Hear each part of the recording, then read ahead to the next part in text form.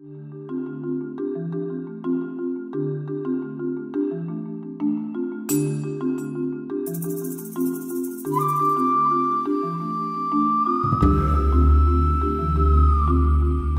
imagine you are this being who got here to be like you are through your dint of your own tremendous evolutionary effort.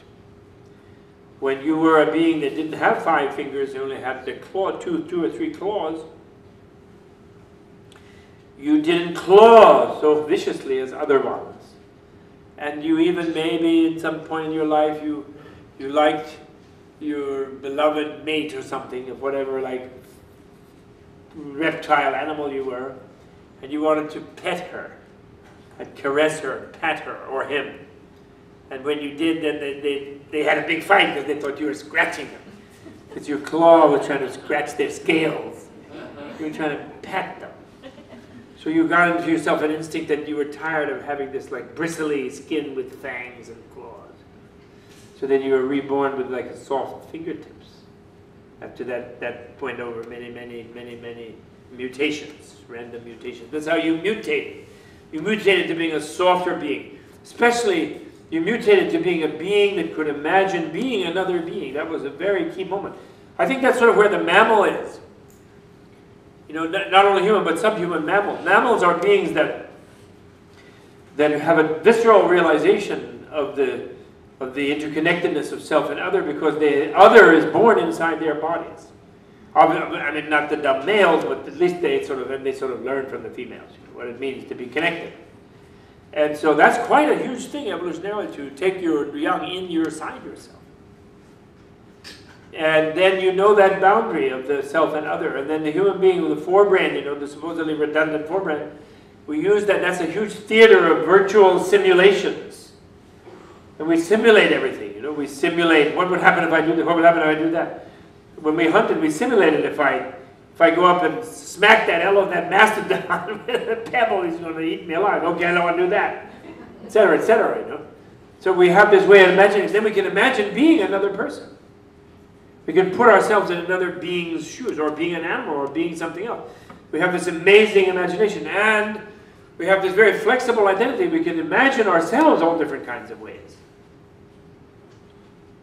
That brain that we have, and the equipment we have, and the mental, and from the Buddhist point of view, the subtle soul level or spiritual level ability to be attracted to such a weird form as a human being, with all our strange joints and all our crazy like brain with all these folds in it, that the scientists say we don't need all that stuff.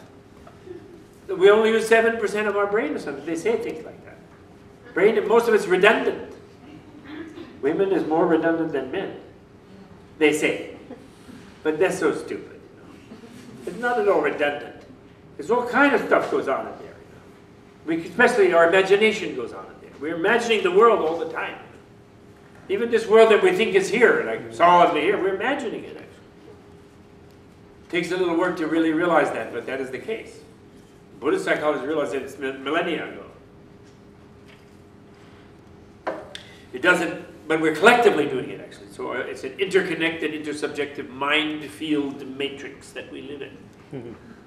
And within that, we are at this opportunity. Now, if we live, if I spend my life driving around a Volkswagen Beetle, I might be reborn as a Beetle. If I spend my life in a B-52 dropping bombs on people, I might be reborn as a dragonfly. If I spend my life in a tank, I might be reborn as an armadillo or something, rhinoceros. Why just drive one? Be one. You know, be all that you could be, and regress evolutionarily and be a tank, that is a rhinoceros. And then, so we could lose this human embodiment, and once we go into realms where we have to react more automatically to the universe, to the environment, it's very difficult to remold ourselves and come up with a weird idea of becoming human again. That we got to here. Then this level of altruism, we're so close to being completely altruistic being. Human beings can be totally selfless. All animals are selfless from the Buddhist point of view, actually. But the human beings can realize that, and can live on it, act on it, manifest it, enjoy it, our interconnectedness, in a much different way than other beings. So you have that kind of ability now. You have a life where and within the human life form, you are such a privilege. You're here at a Lamrim lecture in New York City on a Wednesday night. How many beings on this planet are at a Lamrim lecture? Or the equivalent, that is to say, thinking of, even idly, or even what the Tibetans think, thinking of what is the real meaning of their life. And are they living as they should according to the meaning of their life? How many people are reevaluating that at this moment? Staring at Charlie Road, even the highbrows, worrying about the next election, watching some stupid campaign commercials, or like thinking about their old car and getting a nice new one, or whatever. Yeah. Very few.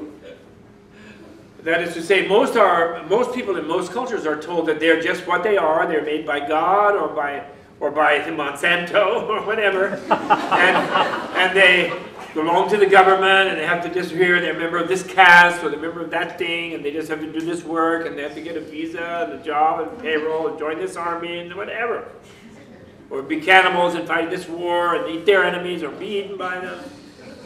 Most of them are like that. They don't ever think that they can radically, that they are a work in progress, a being with a total evolutionary options, huge evolutionary opportunity, and they can become something beyond even sci-fi, beyond Spock, beyond Doctor Who, Time Lord like. What some of us are like Time Lords. You know Doctor Who? Did you ever see Doctor Who? That's just as important as learning Buddhism, let me tell you. It's an English sci-fi thing. He's a Time Lord. He comes from the future, and he travels around helping us through different moments in our history. He's really very good. He goes to other universes, too. He has, his arch enemies are a group of vacuum cleaners called the Daleks, who have somehow implanted with human brains, but they look like a kind of vacuum cleaner, an upright vacuum cleaner, and they go around going, exterminate, exterminate. And very low tech, British thing, but it's very fun.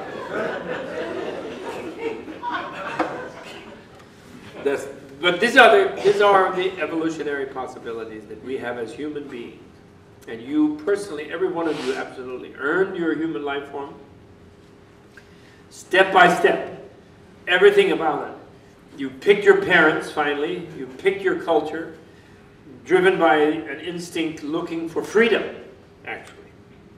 So they say human beings are they're mighty predators or something on the planet, or they're aggressive, or whatever it is. Yeah, we have these things, but basically we are the animal that developed a much higher, an inconceivably higher sense of interconnectedness with each other, ability to imagine all sorts of things, and the ability to actually understand, very close to being able to understand completely our world. Our brain is a match for the multiverse. Because it is the product, it is the multiverse, but it's the diaphanous membrane that can read the multiverse and can find our participation in the multiverse, open us to our participation in the multiverse with all other beings. So that's the liberty and opportunity. So, and when you think of that, you think, wow, you know, the moments of my time as a human being, if I use them, turn my energy toward transforming my inner instinctual drives, transforming my deep reality picture that is sort of structuring the way I'm imagining and receiving and perceiving the world and acting in the world. Every quantum jump I can make in those enterprises of transforming myself and transforming my understanding of the world and my interaction with the world will give result, infinitely positive result, in an infinite future, way beyond just the next however many years of this life, or weeks or months or days or minutes, since we don't really know how much there is.